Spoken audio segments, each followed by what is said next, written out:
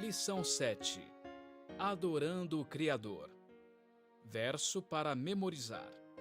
Tu és digno, Senhor e Deus nosso, de receber a glória, a honra e o poder, porque criaste todas as coisas e por tua vontade elas vieram a existir e foram criadas. Apocalipse 4:11. Sábado, 6 de maio. É fácil não dar o devido valor a algumas coisas, principalmente aquilo que você sempre teve ou experimentou.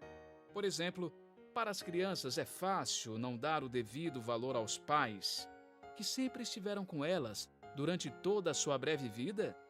É muito fácil para nós também ser indiferentes ao sol, ao céu, ao ar ou ao chão sob nossos pés. No entanto, já parou para pensar o quanto somos indiferentes à nossa própria existência? Quantas vezes nos fazemos a famosa pergunta filosófica: por que existe algo em vez de nada? Por que o universo e toda a majestade e grandeza das coisas surpreendentes que há nele existem? Que grande contradição lógica haveria se o universo e nós que estamos nele não estivéssemos aqui? De acordo com a mais recente teoria científica, elas tendem a mudar, o universo não existia antes. Em outras palavras, a nossa existência seria acidental e seria um milagre estarmos aqui.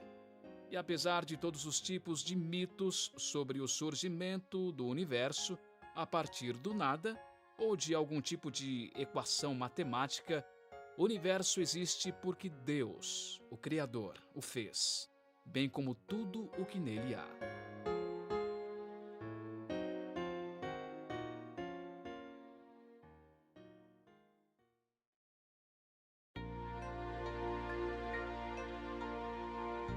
Domingo, 7 de maio. Verso para memorizar. Tu és digno, Senhor e Deus nosso, de receber a glória, a honra e o poder, porque criaste todas as coisas e por tua vontade elas vieram a existir e foram criadas. Apocalipse 4:11. Companheiro na tribulação. Após sua ascensão, Jesus visitou o último apóstolo vivo, João, na ilha de Patmos, onde ele havia sido exilado pelo cruel imperador romano Domiciano. Ouça Apocalipse 1:9. Eu, João, irmão e companheiro de vocês na tribulação, no reino e na perseverança em Jesus, estava na ilha chamada Patmos, por causa da palavra de Deus e do testemunho de Jesus. Mateus 13:21. Mas ele não tem raiz em si mesmo, sendo de pouca duração. Quando chega a angústia ou a perseguição por causa da palavra, logo se escandaliza, Atos 14:22. fortalecendo o ânimo dos discípulos, exortando-os a permanecerem firmes na fé e mostrando que, através de muitas tribulações, nos importa entrar no reino de Deus.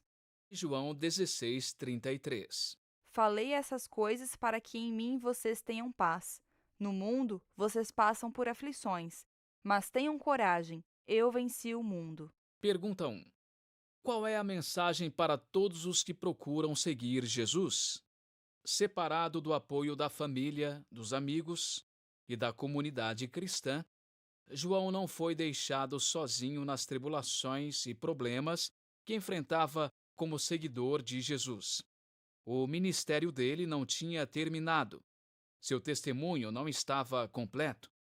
Um ser angelical de brilho deslumbrante o visitou naquela ilha solitária e lhe trouxe uma mensagem diretamente do trono de Deus. Essa mensagem de Jesus ecoaria pelos corredores do tempo através dos séculos. Era uma mensagem de esperança para todas as gerações, mas especialmente para preparar o povo de Deus nos últimos dias para a volta de Jesus. É uma mensagem séria de advertência, bem como de encorajamento para o tempo do fim, à medida que nos preparamos para enfrentar as provas dos últimos dias, ou mesmo ao enfrentar as provas da atualidade. Se você entrasse na caverna onde se afirma que João recebeu a visita do anjo com a visão profética, notaria estas palavras inscritas em uma placa, a entrada resumindo o Apocalipse: Temam a Deus e deem glória a Ele, pois é chegada a hora em que Ele vai julgar. E adorem aquele que fez o céu, a terra, o mar e as fontes das águas. A questão central do Apocalipse é a adoração. Fomos criados como adoradores.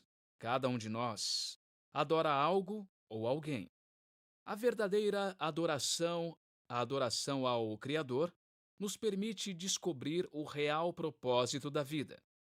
Ela não só nos dá algo pelo que morrer, mas, mais importante, nos dá algo pelo que viver e, se necessário, suportar tribulações.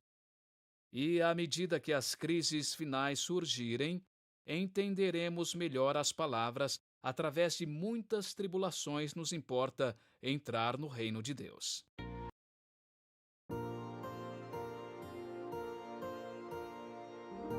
Segunda, 8 de maio. Verso para memorizar.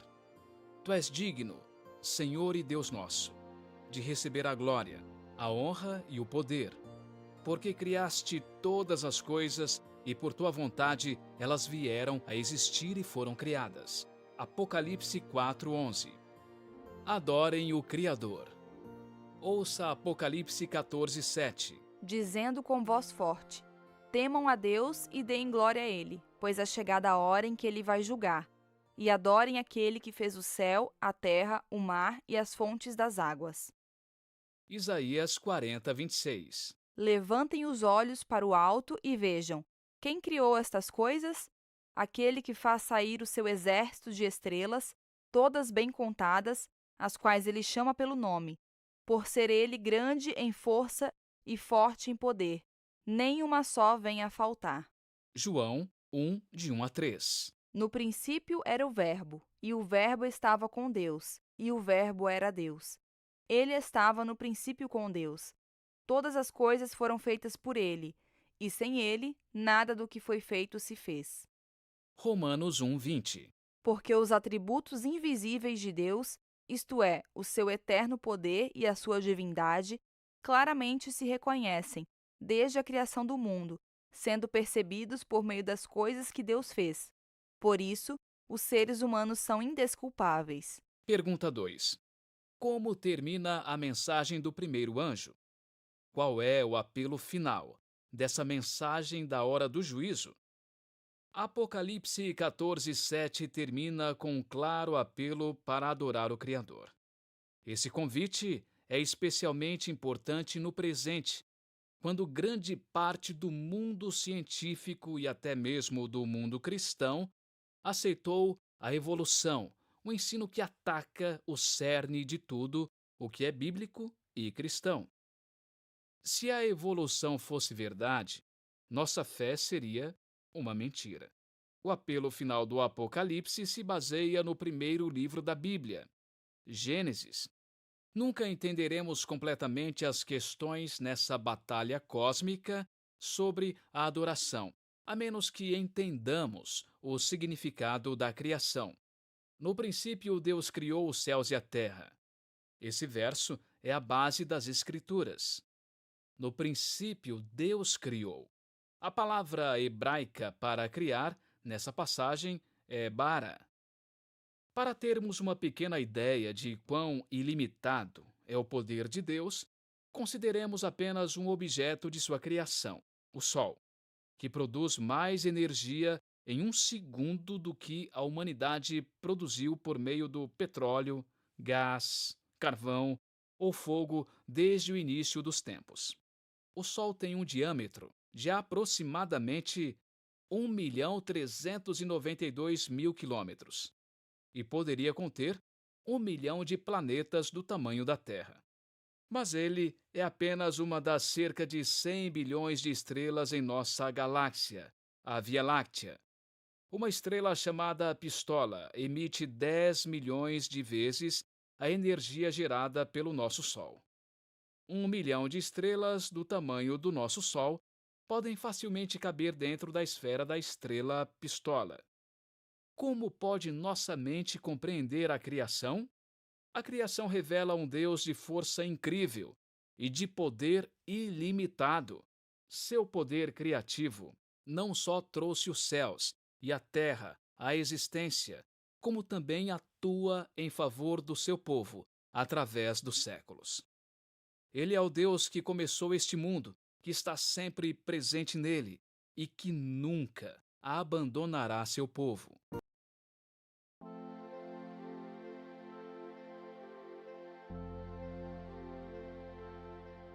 Terça, 9 de maio. Verso para memorizar.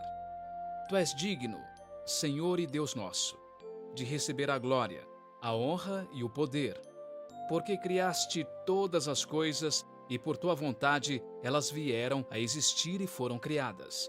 Apocalipse 4:11. Um Deus que está próximo. O Deus da criação que trouxe à existência o sol, a lua e as estrelas, cujo incrível poder criou este planeta e o encheu de seres vivos, também se interessa por nós. Ele libertou seu povo da escravidão egípcia, os guiou nas andanças pelo deserto, fez chover maná do céu, derrubou os muros de Jericó e derrotou os inimigos de Israel. Esse Deus que usou o seu poder infinito para criar o universo, o usa para derrotar as forças do mal, que lutam por nossa alma. Ouça 2 aos Coríntios 5:17. E assim, se alguém está em Cristo, é nova criatura. As coisas antigas já passaram, eis que se fizeram novas. Salmo 139, 15-18. Os meus ossos não te foram encobertos, quando no oculto fui formado e entretecido como nas profundezas da terra. Os teus olhos viram a minha substância ainda informe, e no teu livro foram escritos todos os meus dias, cada um deles escrito e determinado, quando nenhum deles ainda existia. Que preciosos para mim, ó Deus, são os teus pensamentos, e como é grande a soma deles. Se os contasse, seriam mais do que os grãos de areia. Quando acordo, ainda estou contigo. Atos 17:27. Para buscar em Deus, se porventura, tateando, o possam achar, ainda que não esteja longe de cada um de nós. Colossenses 1:17. Ele é antes de todas as coisas, nele tudo subsiste. Pergunta 3. O que esses versos nos ensinam sobre a proximidade de Deus conosco?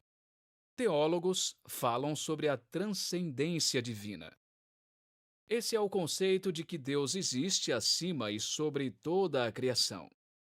Mas também fala sobre a imanência divina, isto é, que Deus também, de alguma forma, existe dentro do nosso mundo e, como mostra a história bíblica, está envolvido com o planeta de forma profunda e inerente. Embora o Senhor habite no alto e santo lugar, ele também está com o contrito e abatido de espírito. Como o próprio Jesus afirmou, ao falar sobre seus seguidores fiéis, eu neles e tu em mim, a fim de que sejam aperfeiçoados na unidade, para que o mundo conheça que tu me enviaste e os amaste, como também amaste a mim. Não há como ser mais íntimo e próximo que isso. A excelente notícia sobre Deus é que sua grandeza e poder são tão vastos que alcançam a cada um de nós em todo o cosmos. Ele promete nos recriar, moldar e transformar à semelhança de sua imagem. Pense no que isso significa. O Deus que criou e sustenta bilhões de galáxias é o mesmo não só em quem vivemos, nos movemos e existimos, mas também que atua em nós para nos dar novo coração, para nos limpar do pecado e nos transformar em novas criaturas em Cristo. É reconfortante saber que Deus, que é tão grandioso em poder, ama e cuida de nós.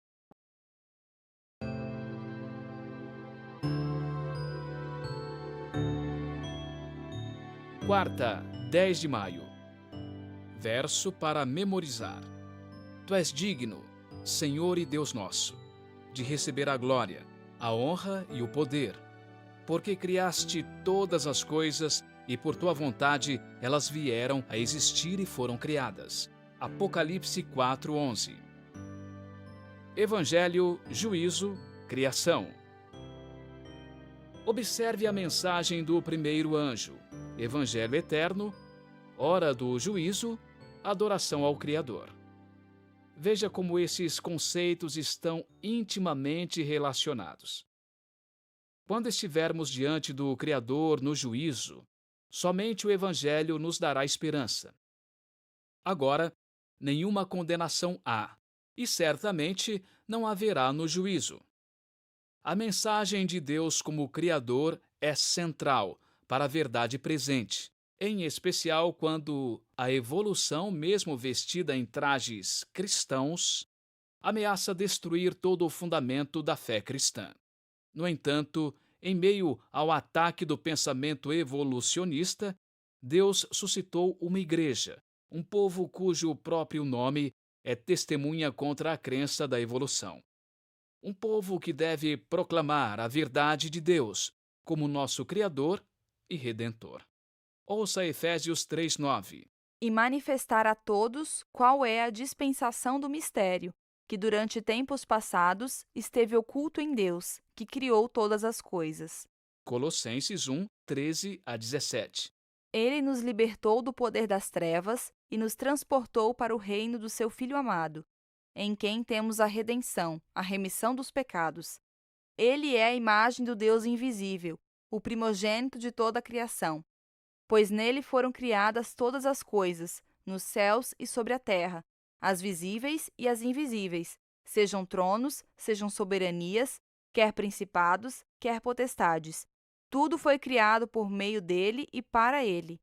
Ele é antes de todas as coisas, nele tudo subsiste. Apocalipse 4:11. Tu és digno, Senhor e Deus nosso, de receber a glória, a honra e o poder, porque criaste todas as coisas e por tua vontade elas vieram a existir e foram criadas. Romanos 5:17-19.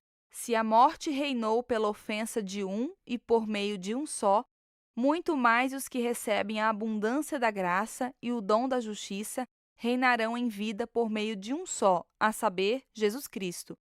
Portanto, assim como, por uma só ofensa, veio o juízo sobre todos os seres humanos para condenação, assim também, por um só ato de justiça, veio a graça sobre todos para a justificação que dá vida. Porque, como pela desobediência de um só homem, muitos se tornaram pecadores, assim também, por meio da obediência de um só, muitos se tornarão justos. Pergunta 4. O que esses textos ensinam sobre Jesus como Criador e Redentor? Note o quanto Jesus, como Criador, está intimamente ligado a Jesus como Redentor. Quando seu papel como Criador é enfraquecido, o que ocorre inevitavelmente em resultado da teoria da evolução, seu papel como Redentor também é questionado. Jesus nos redime do pecado, da morte, do sofrimento e da violência, ao contrário do que ensina a ideologia da evolução, que afirma que o pecado, a morte, o sofrimento e a violência são os próprios instrumentos da criação.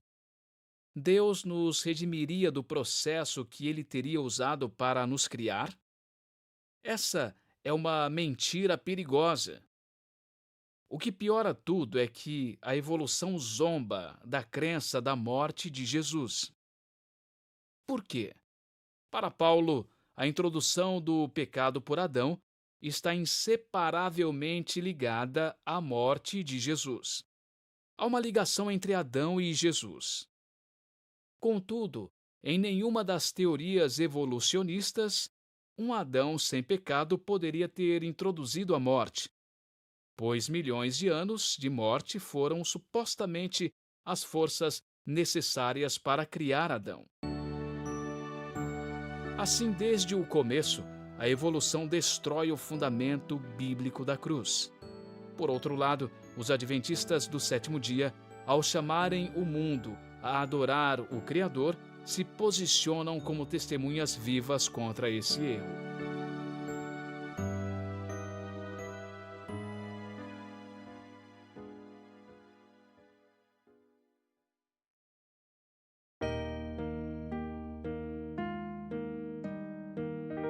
Quinta, 11 de maio. Verso para memorizar. Tu és digno, Senhor e Deus nosso, de receber a glória, a honra e o poder, porque criaste todas as coisas e por tua vontade elas vieram a existir e foram criadas. Apocalipse 4:11. O Criador na cruz. Não importa o quanto admiremos e adoremos o Senhor como Criador. Ele é mais que isso. Como já vimos, o Criador é também Redentor. O Deus que nos criou é o mesmo que nos remiu.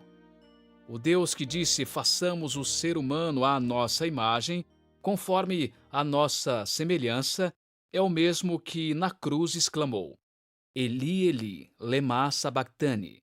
Deus meu, por que me desamparaste?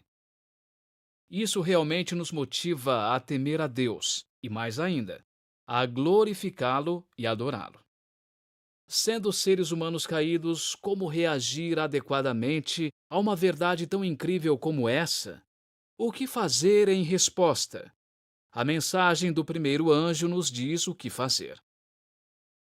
Ouça João 19, 16 a 30. Então Pilatos entregou Jesus para ser crucificado, e eles o levaram. Jesus, carregando ele mesmo a sua cruz, saiu para o lugar chamado Calvário, Gólgota em hebraico. Ali o crucificaram e com ele outros dois, um de cada lado, e Jesus no meio. Pilatos escreveu também um título e o colocou no alto da cruz. E o que estava escrito era: Jesus Nazareno, o Rei dos Judeus. Muitos judeus leram este título, porque o lugar em que Jesus havia sido crucificado era perto da cidade, e estava escrito em hebraico, latim e grego. Os principais sacerdotes dos judeus disseram a Pilatos: não escreva Rei dos Judeus, e sim, ele disse: sou o Rei dos Judeus. Pilatos respondeu: o que escrevi, escrevi. Os soldados, pois, quando crucificaram Jesus, pegaram as roupas dele e dividiram em 4 partes, uma parte para cada soldado, e pegaram também a túnica. A túnica, porém, era sem costura, toda tecida de alto a baixo. Por isso, os soldados disseram uns aos outros: não a rasguemos, mas vamos tirar a sorte para ver quem ficará com ela. Isso aconteceu para que se cumprisse a escritura que diz: repartiram entre si as minhas roupas e sobre a minha túnica lançaram sortes. E foi isso que os soldados fizeram. E junto à cruz estavam a mãe de Jesus, a irmã dela, Maria, mulher de Clopas, e Maria Madalena. Vendo Jesus a sua mãe e junto dela o discípulo amado, disse: mulher, eis aí o seu filho. Depois disse ao discípulo: eis aí a sua mãe. Dessa hora em diante, o discípulo a tomou para casa. Depois, vendo Jesus que tudo já estava consumado, para que se cumprisse a escritura, disse: tenho sede. Estava ali um vaso cheio de vinagre. Embeberam de vinagre uma esponja. Fixando-a num caniço de isopo, aproximaram a esponja da boca de Jesus. Quando Jesus tomou o vinagre, disse: está consumado. E, inclinando a cabeça, entregou o Espírito. Pergunta 5. No texto lido de João, ouvimos o relato sobre Jesus na cruz. Pense nos textos bíblicos que vimos sobre Jesus como Criador, como aquele em quem foram criadas todas as coisas, nos céus e sobre a terra, as visíveis e as invisíveis, sejam tronos, sejam soberanias, quer principados, quer potestades. Tudo foi criado por meio dele e para ele. Como devemos reagir a essa incrível expressão do amor de Deus? A mensagem do primeiro anjo chamando para adorar o Criador foi dada após a cruz, depois que o universo expectante E os seguidores de Cristo tiveram conhecimento de que aquele que fez o céu, a terra, o mar e as fontes das águas é o mesmo que, embora sendo Deus, tomou a forma de servo, tornando-se semelhante aos seres humanos. E reconhecido em figura humana, ele se humilhou, tornando-se obediente até a morte e morte de cruz. Que espetáculo incrível esse deve ter sido para aqueles que conheciam Jesus antes de ele vir à Terra como ser humano. Não é de admirar que os seres celestiais também o adorem. Quanto a nós, redimidos pelo seu sangue, o que poderíamos fazer a não ser adorá-lo como Criador e Redentor? À luz da cruz, por que a ideia de seres humanos caídos acrescentarem qualquer coisa ao que Cristo fez na cruz é tão herética? Qual obra acrescentar ao que o Criador já fez por nós?